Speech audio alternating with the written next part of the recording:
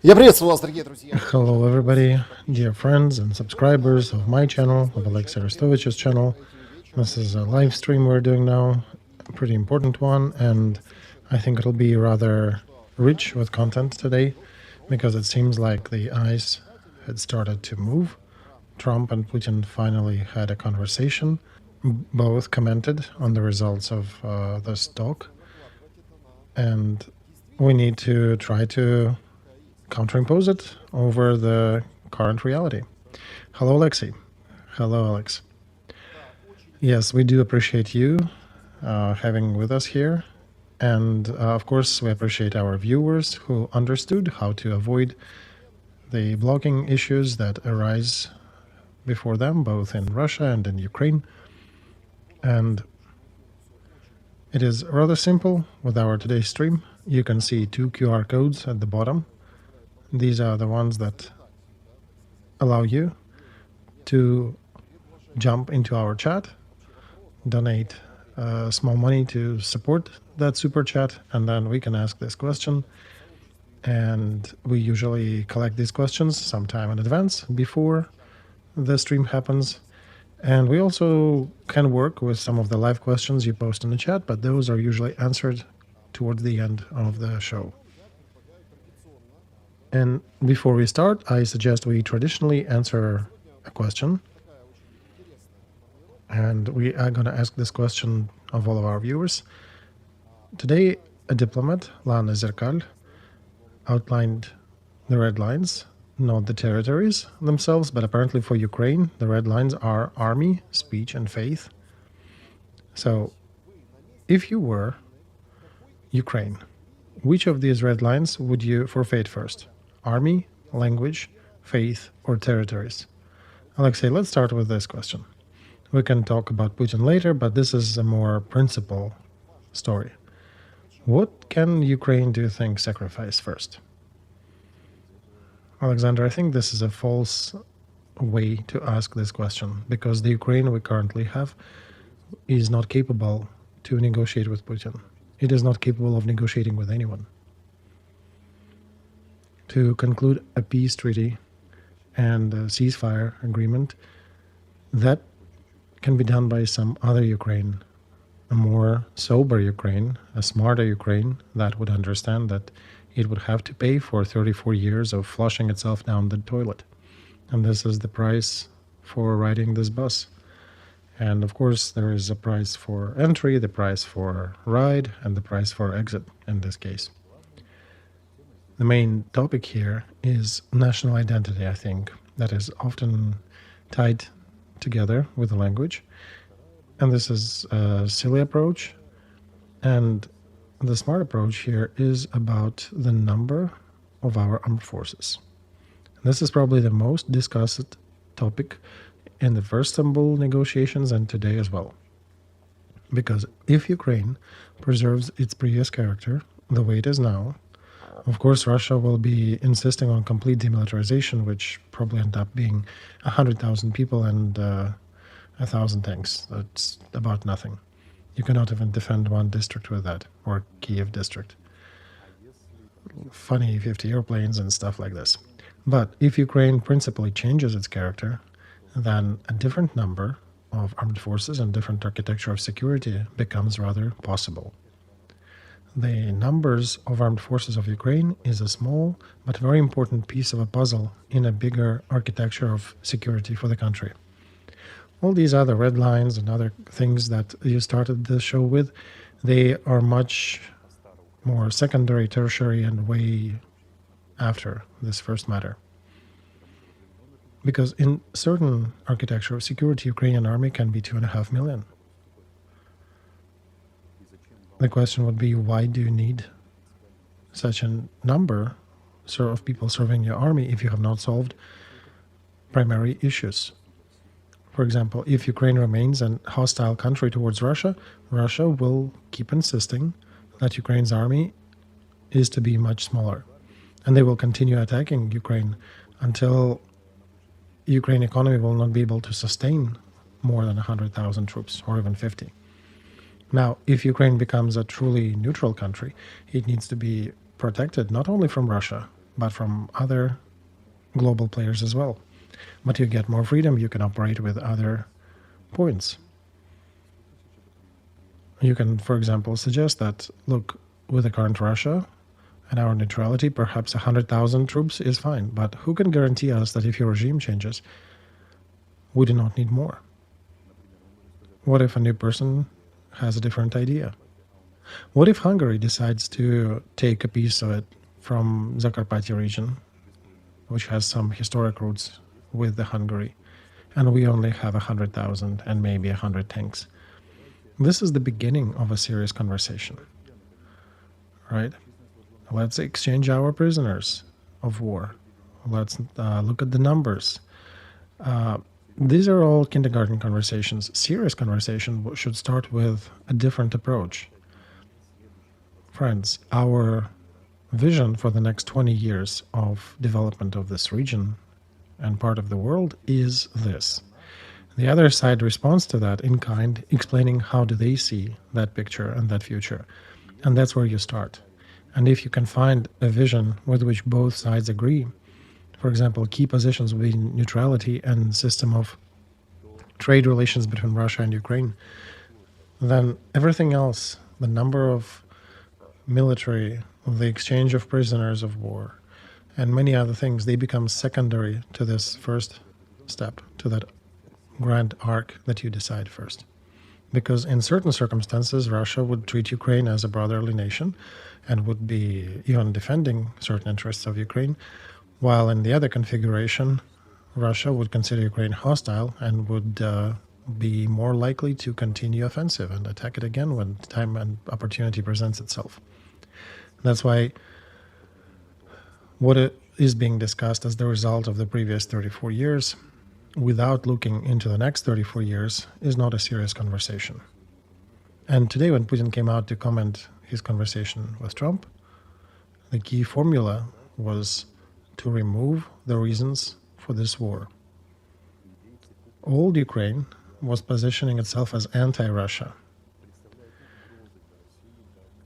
Some local heathens who are getting trinkets from Western supporters in order to fight the fight with Russia are not appealing to Russian Federation. So the best guarantee for our security in Ukraine is to change some elements of our character. Of character, I imply the character of the country, not the nation. Look at our neighbor, Poland. They have a mono nation, mono faith, and it's a little different, but this is an exception from the other countries in Europe.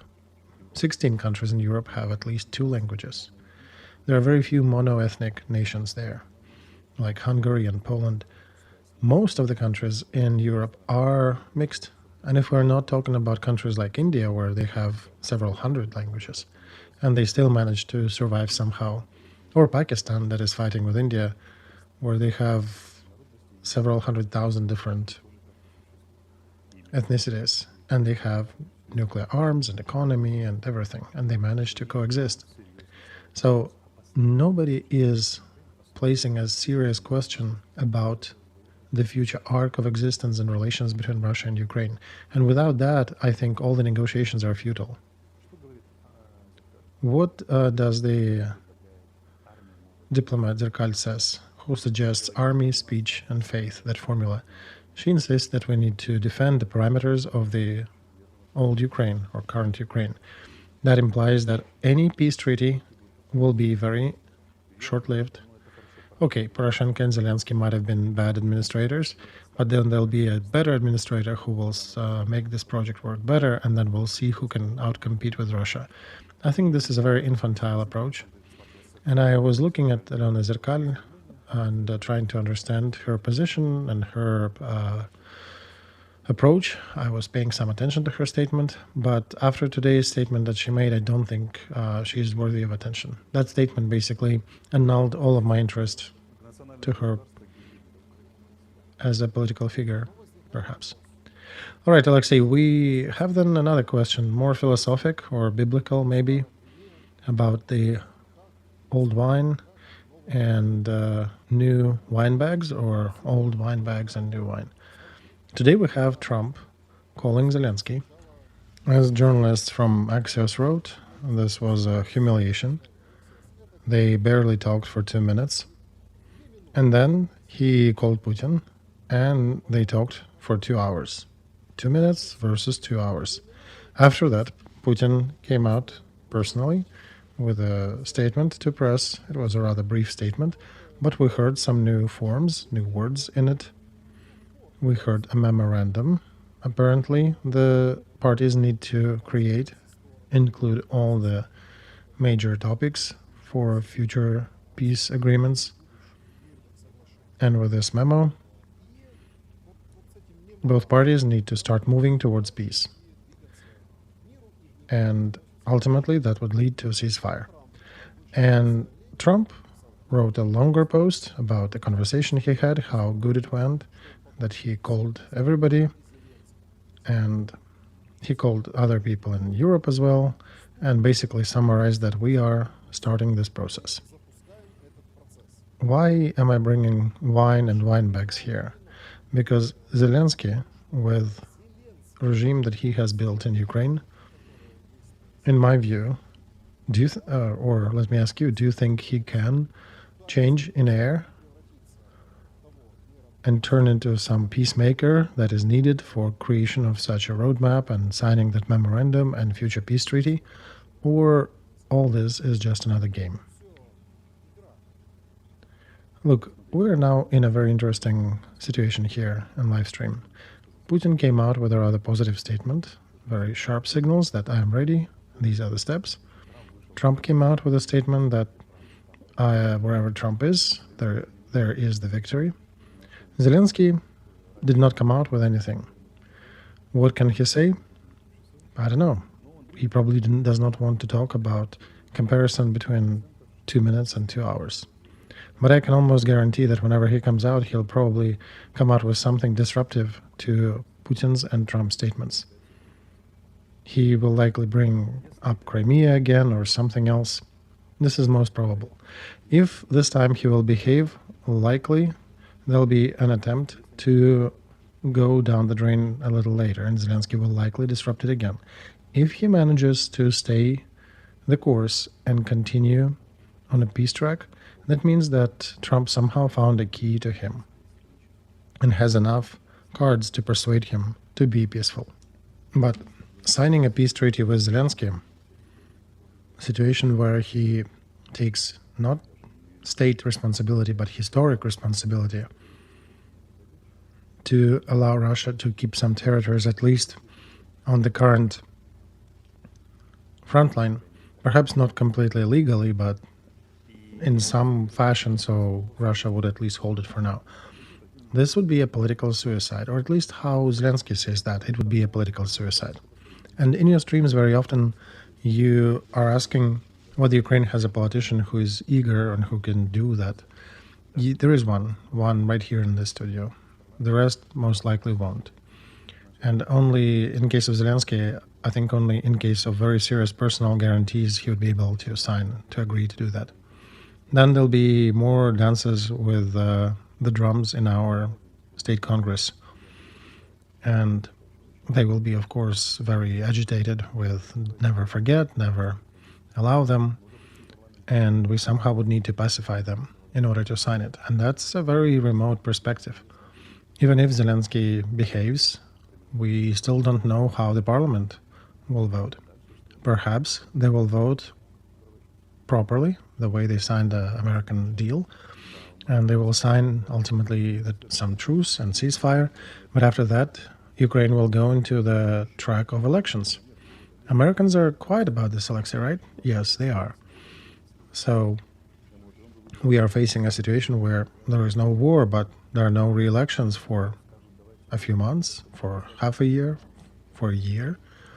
And that son of a bitch is our son of a bitch, so he still stays in power. And Russia insists on signing the final peace accord at some point. Whether Ukraine will be ready to sign that, because there'll be some legal obligations, I don't know yet. Remember, Trump was talking that there'll be a fund where different countries will contribute, and that fund will be used to rebuild Ukraine. Trump is not deviating from that goal. He is still standing there. He perhaps is exaggerating Russian positions a bit. In Putin's speech, there is nothing about economy. The simple things he's addressing is elimination of the reasons for this war. So just looking at these two statements and lack of Zelensky's, you can see that all three sides are holding very different positions in regards to what's happening in Ukraine. And that's why I'm saying you need to coordinate not details, but the ballpark picture of the worldview. How will this part of Europe function? If you solve that in large for the next 30 years, you can solve all the minute details underneath it. But today, even that funnel to get Ukraine to, for example, conduct elections, there are too many ifs that need to happen in order for Ukraine to even have elections. If Trump, if Putin, if the ceasefire, if approved, I can not guarantee that this will not happen. Of course, perhaps there'll be some ceasefire, some partial ceasefire, and they likely will start gravitating towards some solution to it. But what will happen after a ceasefire? What will happen to Ukraine after a ceasefire? The key question would be whether Ukraine will change its model, because the model is the thing that dictates the future. And old Ukraine just does not fit in that new mold. And unfortunately, Ukraine is not even considering the new mold and new ones outside of the old ones of give us everything back. And Zelensky did mention again that Ukraine is not off the track of joining NATO. So he's again propping up one of the issues that Putin has with Ukraine politics. And that's why I cannot take today's conversation between Trump, Putin, and Trump and Zelensky as a big successful step. It is one of many steps. And this is one of the probably earlier steps towards a ceasefire. And even if ceasefire happens, it doesn't mean that the war cannot rekindle again. And our government, our state project, unfortunately, does not have future. Ukraine is a big country, so quickly it won't happen, but in 5 to 7 years, Ukraine will cease to exist if they continue toying with the same picture, with the same narrow project for the country. Alexey, you're giving quite a lot of time for Ukraine. Yeah, I'm generous today. Generally, Ukraine will have much less time, I think. There is no force capable of restoring Ukraine. Trump is not such a force. Europe is not such a force. Ukraine is the only force that can rebuild itself. All right, here are some more details. It was kind of funny. I think there is something to be ironic about, Alexei. When Putin came out, made his statement, gave his estimation to the talk he had with Trump, talked about memorandums and agreements, and then he said that Peskov and Ushakov will come out and explain to you what it is about. But Ushakov was the only one who delighted me, who said that the conversation lasted for over 2 hours, and it started with Putin wishing well to the 11th grandson of Trump, who was just born, and it was a very productive conversation, and they talked about different subjects, not only Ukraine, and as other public sources cite Ushakov saying that Trump mentioned that President Putin can call him anytime, just dial his number, presenting it as their good old friends. And he also said that presidents took some time to figure who is putting the phone down first. Oh, you first. No, you go first. No. Yeah, this is a funny representation of this conversation by certain powers. And these details of this conversation lead us to a very different reality, I would say, Alexei. Europe is telling us, let's do a truce, or we will implement some other horrible sanctions that we somehow have not implemented yet, while Trump is talking about some powerful economic cooperation in the future. And I have a question after listening to all that, Zoo. Do you think they can just start removing sanctions from Russia without the war in Ukraine coming to a stoppage? Do you think US can do that? Alexander, let's start from a simple fact. 2 and the change minutes of conversation with Zelensky and 2+ hours of conversation with Putin. Were there any compliments to Zelensky from Trump after this? No, nothing. He just mentioned about Ukraine. They have apparently very good relations and they're figuring out who puts the phone first. Even that style that has a certain background behind it, from the psychological atmosphere behind it, it reveals that Putin is much more understandable for Trump. And the sum of their mutual interests and things they can agree upon is significantly larger than Trump can find with Zelensky. At its core, we're seeing the issue that Ukraine is preventing Trump and Putin from going into any economic unity or joint venture. How long do you think that situation can continue? J.D. Vance, commenting on this conversation before it happened, saying that yes, we are tired with the position of Russia and Ukraine, but Russia is already changing its position. And second, if everything fails, we can even abandon these negotiations. What does it mean, Alexei? Well, it means that Zelensky got a message in these 2 minutes that this is your last chance. You either come to agreement or you will be facing Putin alone with maybe your European backers, but that's it. But turning this conflict into something reminiscent of South Vietnam is basically on the shelf already. I would remind once again, triangle Beijing, Moscow, and Washington is a very important triangle.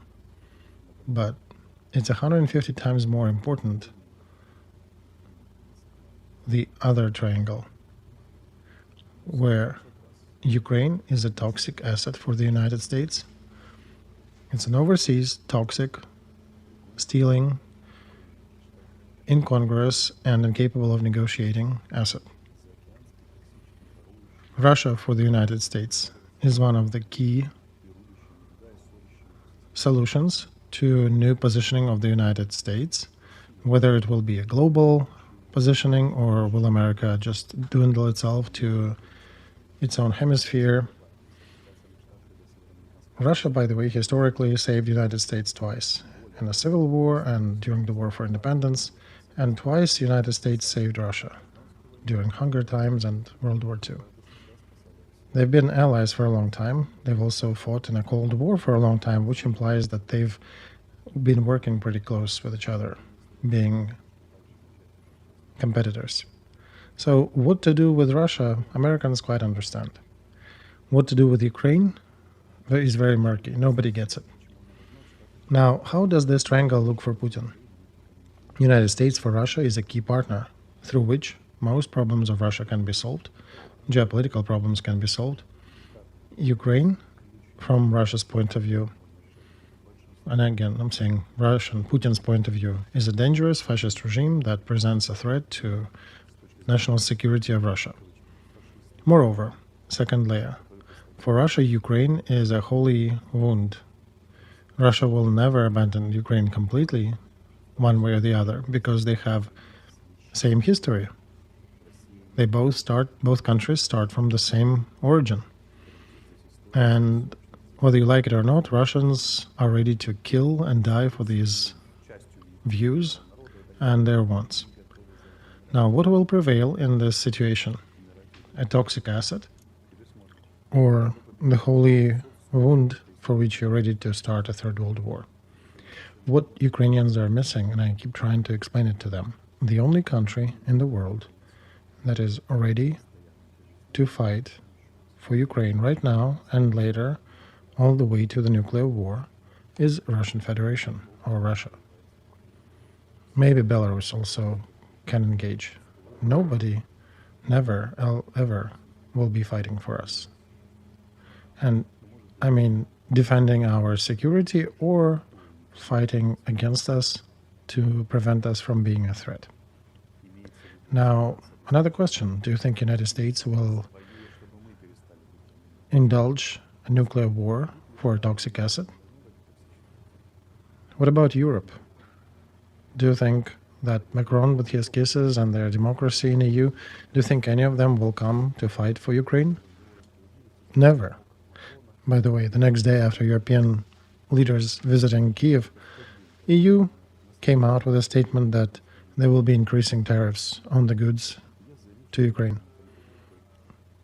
And this is because of the protest of Poland. This is the real help to Ukraine, right? During the war. So that's what we're dealing with. The only real guarantees that can be given to Ukraine can be given by Russia.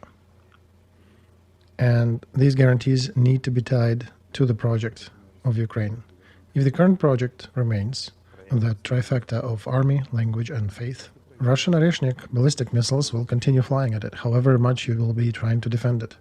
If we manage to change our project, then we can actually create not just neutral coexistence, but mutually beneficial coexistence.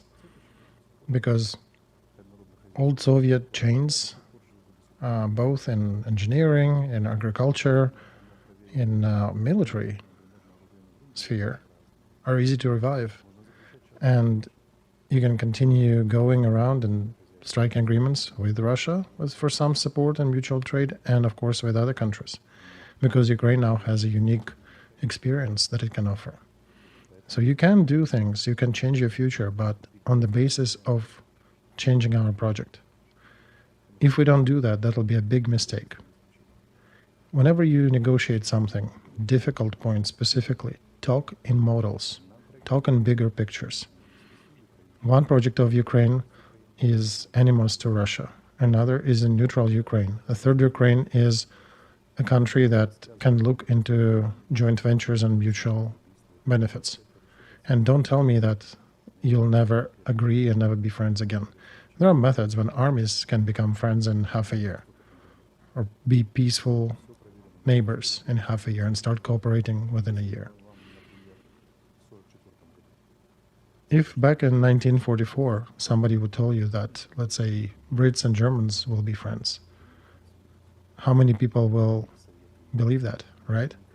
Or Americans and Germans, or Soviets and Germans, people at that time would not be believing it. But look at where we are now. Well, you're talking about a different Ukraine, Alexei. We have a different Ukraine now. We have the way it is. Well, it doesn't matter what Ukraine we have now and how many times Zelensky talked with Trump or Putin. The current model is a grave model. It will be finished. It will be offed. It will be destroyed by destroying its economy, army, peaceful citizens. How many more victims do you need? 100, 200,000? You think Russia cares about it? But the project needs to be changed. And we either lead this process voluntarily, or it will be done for us from Russia.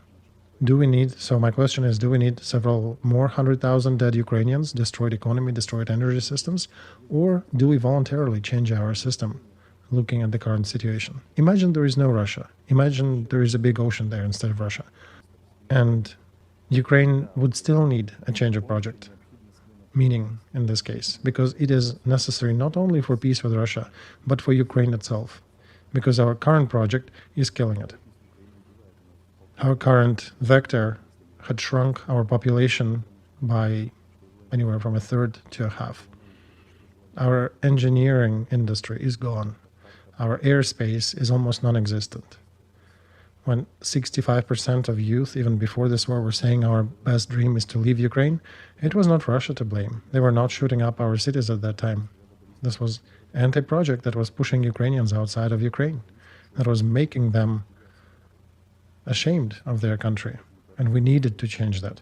And now we have Russia pushing us in the same direction that we need to change this project. So if we want some security, this is a good story to change this project voluntarily. All politicians, however sympathetic and nice-looking they can be, and Lana Zerkal is a very nice-looking lady, the moment they start talking about army, language, and faith, they stop being of interest to me, because they are then guiding again our country to its death. And in this case, everything we're doing, we're fighting all these wars with Russia, will be done with our utter defeat. When people are saying that Ukraine is fighting for Ukraine, this is not true. When people are saying Ukraine is fighting for Ukrainian people, this is also not true. Ukraine, since the time of the first disrupted Istanbul negotiations, since about April of 22, is fighting for saving the previous project. And its main beneficiary, Zelensky, and his 5 or 6 effective managers, in quotes, and power managers, power brokers, and other nationalists and criminality in the country. Today, Ukraine is dying for this old project. Nothing is threatening Ukraine itself. The threat is going to the old Ukrainian project. Russians, if they were smarter, they would have separated Ukrainian people and Ukrainian culture from the Ukrainian project. And they could have said, we're fighting not against Ukraine, not against Ukrainian people, we're fighting against the project, which has 3% of your population among its beneficiaries, and the rest, 97%, are paying for the goodies that these 3% are getting. And if they used some tool to pry these 3% off the body of the country, it would have been much clearer for Ukrainians. However, our opponents are not smart enough. They're trying to. Putin's article from July 16th, 2021, and there he even regrets about Valuevsky orders and Russian influence on the history on Ukraine and culture and Ukrainian literature, that it is a big mistake, he admits. That was a good beginning. Their propaganda, however, brought them in a very wrong direction for a long time.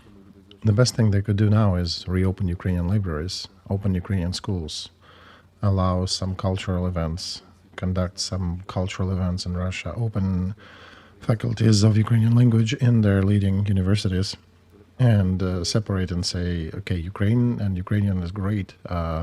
Ukrainian insurgency army is bad, and Zelensky regime is bad. On the other hand, they're not tasked with solving it fast. Current model is generally acceptable to them. They get their central power consolidation as the result of this war, so overall they kind of enjoying this disposition. But in its core, they could have been more effective. And Ukrainians tried to believe that Russians are fighting with Ukraine. They're not fighting with Ukraine. They're fighting with the current project, with a narrow project. Alexei, there are a lot of events during this weekend.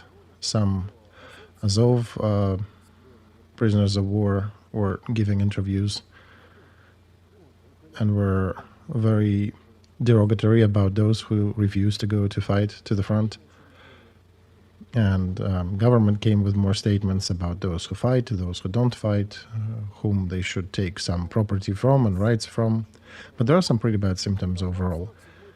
Battalion commander of 47th Brigade accused its general command in being dumb, in burning people senselessly on the front, and wrote his own letter of resignation.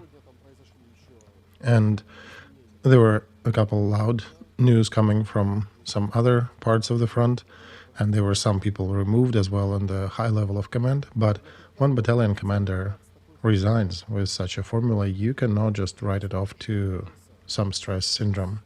I think this looks like a deeper issue in the Ukrainian army. Well, listen, Alexander, on my courses I teach the first module that starts it all is the art of thinking. Yeah, by the way, friends, that QR code on the Alexei side of the screen, that's a link to his Aperon school. Right, thank you, Alexander. We have another module starting on the 28th, and the first module is learning how to think, how not to get influenced by propaganda, by all these towers, if you will, of influence. And I give a very simple formula. Everything that will be already is. Every future, even remote, already has a bunch of microsignals in present. So one just needs to learn how to see them. And now we have interesting signals coming.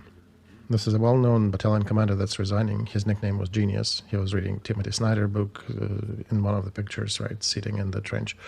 Very intellectual, very smart. And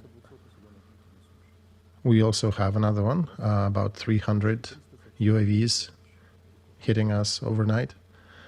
A bunch of statements on our specialists in UAVs, saying that Russians are taking over the lead in the UAV warfare. They're not going into detailed descriptions, but they're generally acknowledging that Russia has already caught up and is starting to go ahead.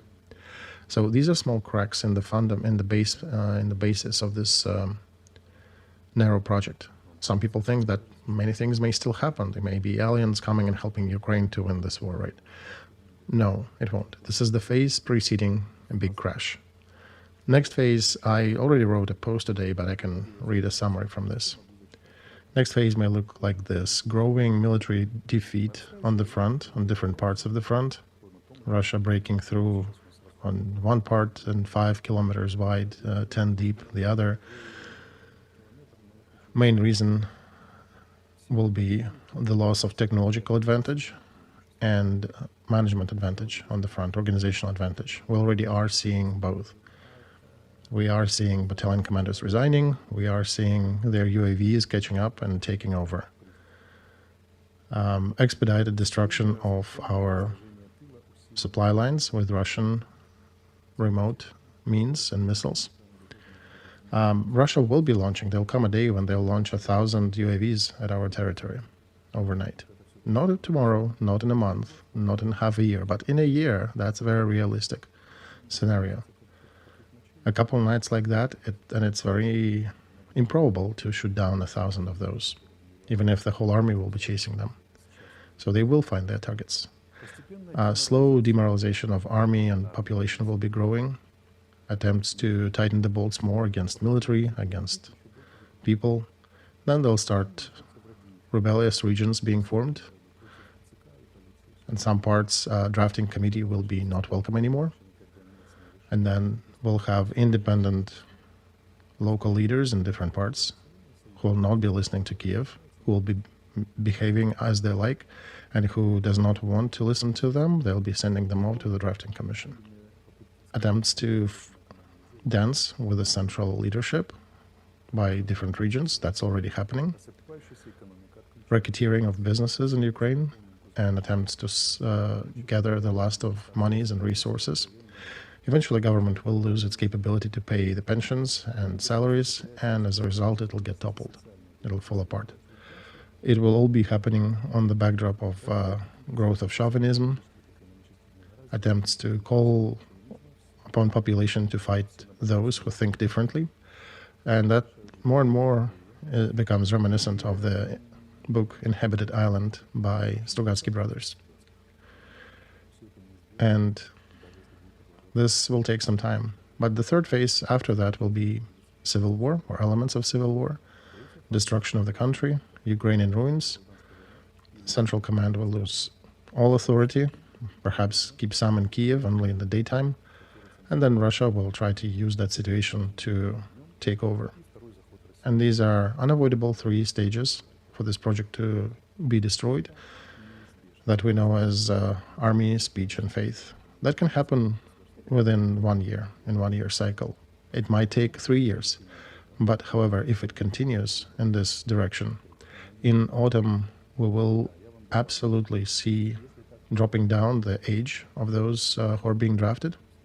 And then don't even question it, the next step would be drafting women. And this project has no alternatives. It doesn't offer you anything else.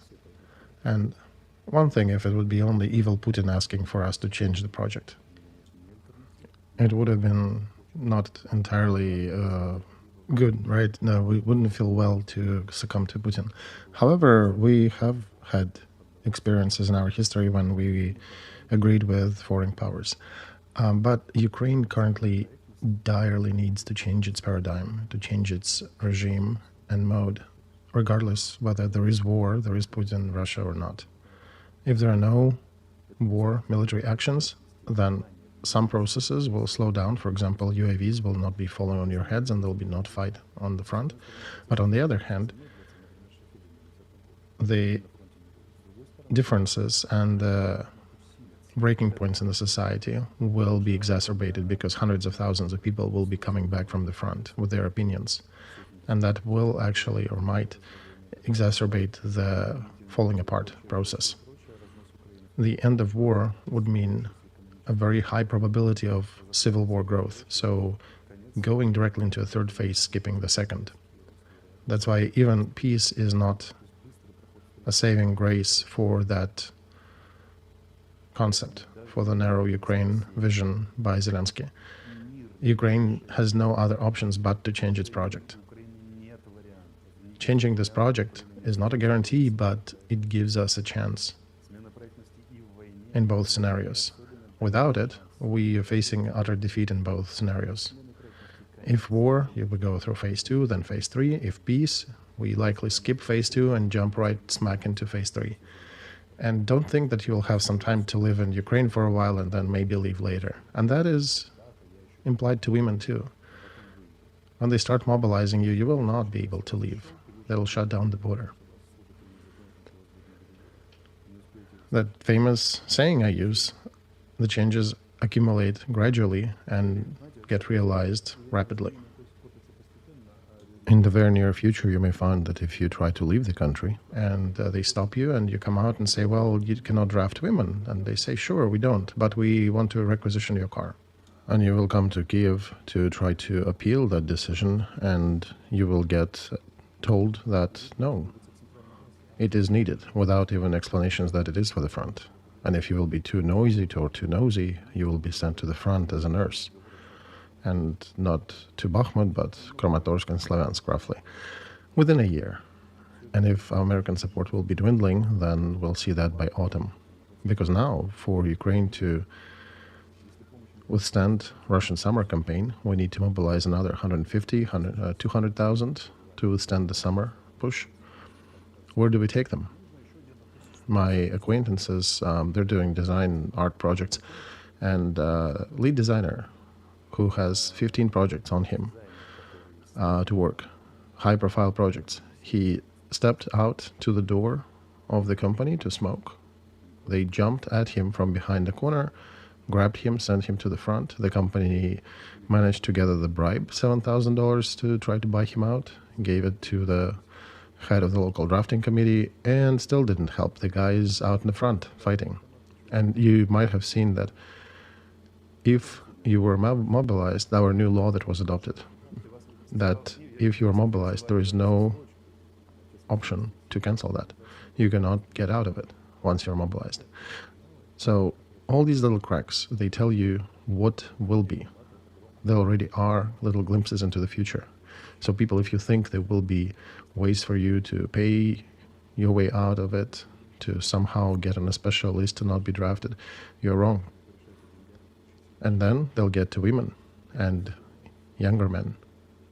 Anti-project is killing Ukraine. It's all very simple. Some people declare me to be the enemy of Ukraine. I've never been the enemy of Ukraine, but I am the most vicious enemy of the anti-project because I love Ukraine and Ukrainians. And this is why I so vehemently fighting against this anti-project.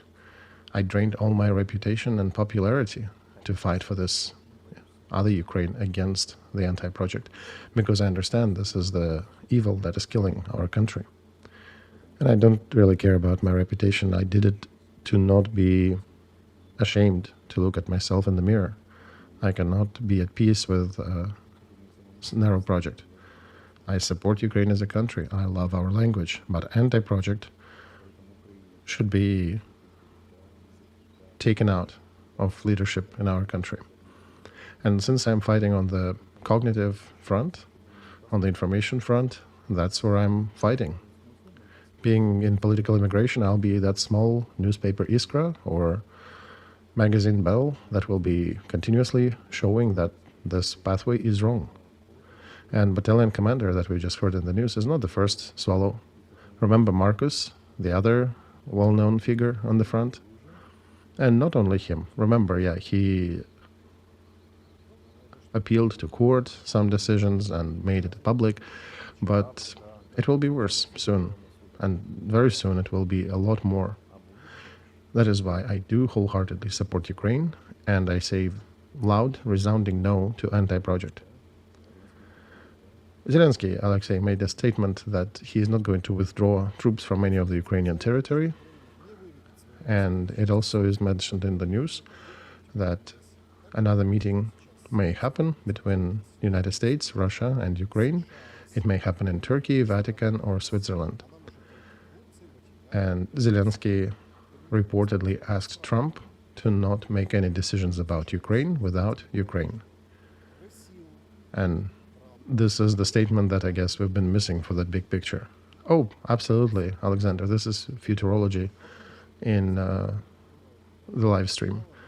Just 15 minutes ago, I said, as these news were coming up, that Zelensky will come out and will deteriorate any negotiation process.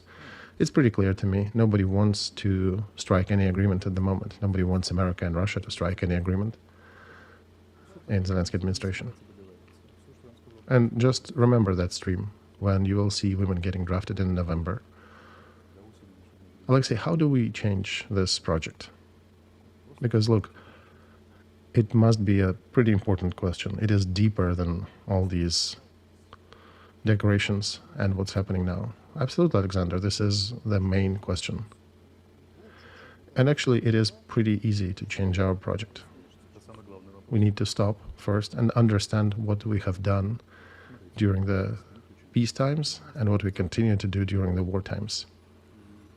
That country that affirms burning books and beating people by government agencies and government organizations, the system that applauds that has no right to exist. Government is a secondary function of that system, of that project or anti-project. There is no justification for burning books. There is no justification for beating up people and throwing them into the buses for draft. These are two simple examples. You don't even need to name anything else, even though there are a lot. The project as such needs to be destroyed. This is an anti-project that is killing our country much better than Putin and his troops. Putin and Russian army they're just a reaction to the existence of anti-project, anti-Ukrainian People's Project. And Putin came here in some fashion to fight it because it started affecting his interests and Russia's interests. And sadly, this anti-project was fed and bred by the West, and it was turned to be more anti-Russian.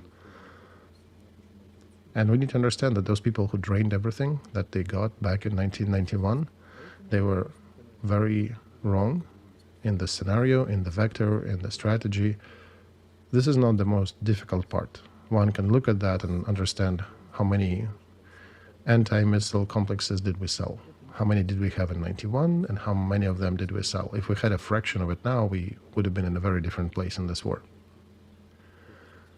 If you want to understand what's happening now, it's only 45% of the military order that is being fulfilled during war, right? But after that, there is a more complex story. You need to reevaluate your ethical system. Ethics system of the anti-project is against human. It is destroying everybody, including those who carry it. One very well-known Ukrainian television figure, an example of what is to be Ukrainian back in 1990s, he published a video, I'm thinking maybe even today. In that video, he attacks me for support of a person who allowed him to live for 2 years rent-free in a big apartment in the center of Lviv, free. While that person could have rented it for huge money to whoever wanted on the market. So without naming names, but those who are in Ukraine understand who could it be. And one of the examples of ethical crimes is being ungracious, liking grace to those who helped you, not being thankful to those who support you. And it bothers me that anti-project is somehow related with Ukraine and being Ukrainian, that Russians don't see the difference and even Ukrainians fail to see the difference. For example, Oleg Skripka, his art as a person, who went to my seminars, by the way. We even recorded several streams with him together with mutual understanding. And last autumn, when I started saying that this is our future, that we will fail in our counteroffensive and all this politics will be going in the wrong way. He was asked in one of the streams, what do you say about Arestovych? You've been pretty close to him. You've been legitimizing him in the Ukrainian media and media sphere. He answered that Arestovych probably just got too involved with his gameplay and he disconnected from what needs to support right now. That's why I'm often as a litmus test, especially given that I do like to dabble in psychology. I see how people use the transfer method. I remember when I was at peak of my popularity, back in the beginning of war, I told pretty much on all the streams where I was that I will be the one to blame for everything. And it's sad to me to see that a lot of prominent Ukrainian figures turn out to be horrible people in their private lives. All these Farions, Zabushkas, Portnikovs and the like. All these quintessence of anti-project. They are pretty horrible in their personal lives. And sadly, they are associated with Ukraine. Not Bykov, who shot one of the best movies about the Second World War. Not Tchaikovsky, who was a Ukrainian. Not Sikorsky, not Vernadsky, but these people.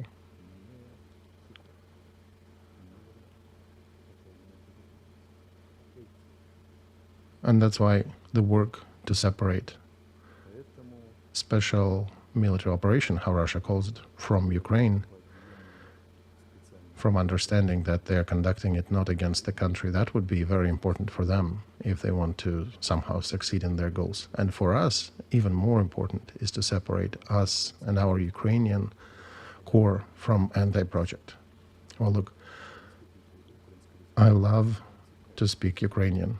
Alexey switches to Ukrainian here.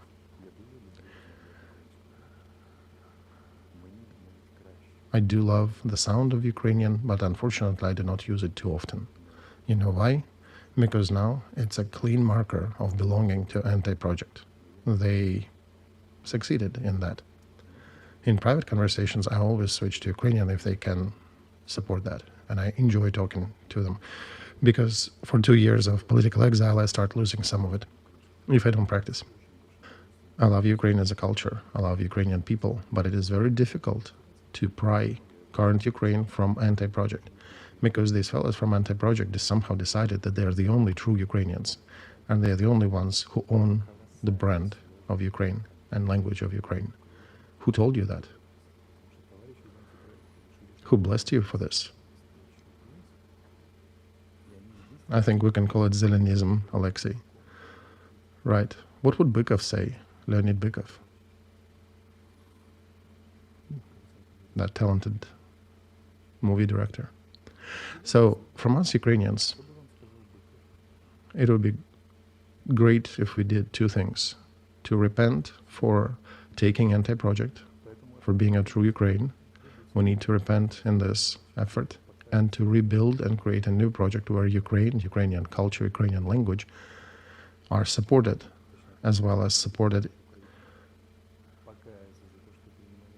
anywhere, in speech, in science, in politics, but not exclusively. An anti-project needs to be burnt and removed and dismantled. You know the main sign that will tell us that we left anti-project? When our people will stop arguing who is real Ukrainian. Because in France, nobody argues who is real French. Nobody argues in Britain who is real Brit. Mayor of London, a Hindu. Prime Minister was a Hindu. Is he a real Brit or not?